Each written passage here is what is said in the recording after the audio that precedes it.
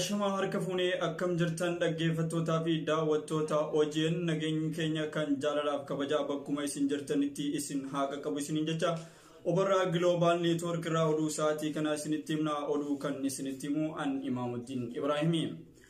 Sababa weerara vaayirasii koronaatiif namoonni miliyoona 60 rakkoo hamaaf saaxilamuu baankiin addunyaa beeksise. Dabalatoo oduu kana akka armaan gaditti qindeessine.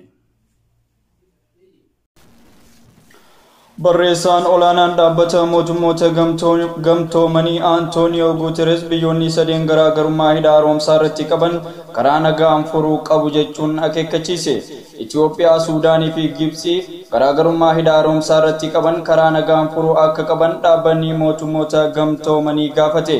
Waa'ee hidha haaromsaa irratti marii taasifamaa ture irratti dhiyeenyaan hordofaa kan ture barreessaa olaanaan dhaabbata mootummoota gamtoomanii Antooniyoo Guuteres ammas mariin biyyoota sadeen gidduutti taasifamu haala walii galtee bara faranjoota 2015 itti fufuu akka qabu gaafataniiru. Biyyoonni kunneen walii galtee bara faranjoota 2015 waliif galame of duuba deebi'anii osoo ilaalanii walii galtee irra ga'uun akka isaan hin rakkisnes eeraniiru.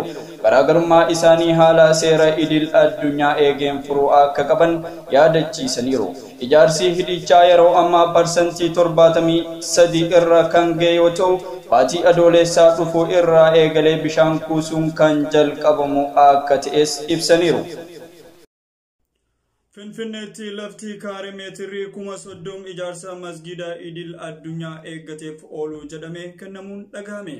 Dabalatoo oduu kanaatiif waan qindeeffanne qabna. Ijaarsa masgida idil addunyaaf magaalaa Finfinneef dhagaan bu'uuraa kaa'ame. Sirni dhagaa bu'uuraa kaa'u kun bakka itti aanaan kantiibaa magaalaa Finfinnee Injiinar Takkalaa Uumaa walitti qabaan mana marii dhimmoota Islaamummaa Itoophiyaa Muftii Haajii Umar Idrisii fi pirezidaantiin mana marii dhimmoota Islaamummaa magaalaa Finfinnee Sheek Sultaan Amaan argamanitti raawwateera. Wayituma kana sirni wal harkaa fuudhinsa sanada abbaa qabeenyummaa masjidoota 70 taasifameera. Galma gamtaa Afrikaa fuulduratti kan ijaaramu masjidni kun lafa kaaree meetira 30,000 irra kan qubatu yoo ta'u, giddugala Islaamummaas of keessaa ni qaba jedhame.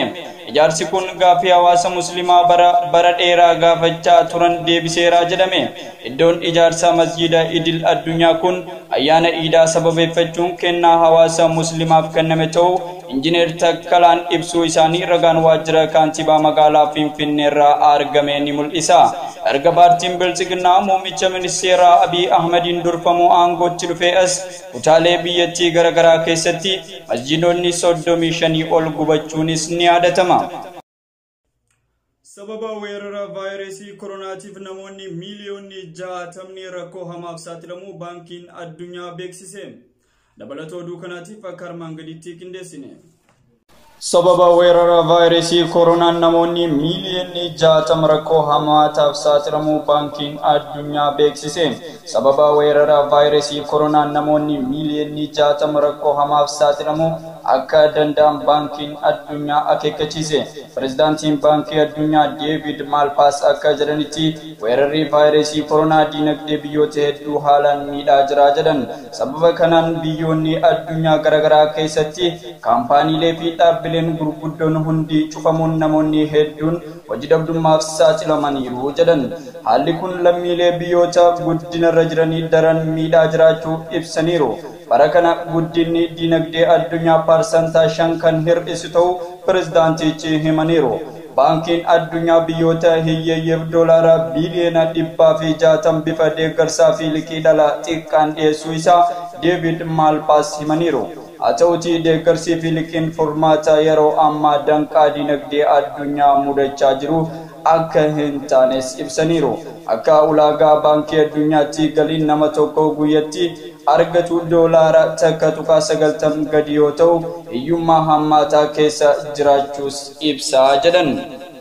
Egaan daawwattootaa fi dhaggeeffattoota OGN Obarraa Global Network irraa oduun guyyaa har'aaf qindeeffannee kan haga ammaatti nu waliin turtan kana fakkaata. Oduu isinitti himuun kan isin waliin ture an Imaamuddin Ibrahimii haga xumura qophichaatti nu faana turuudhaaf galatoomaa isiniin jecha qophiileen keenya hafan waliin turtiin keessan haa ta'u.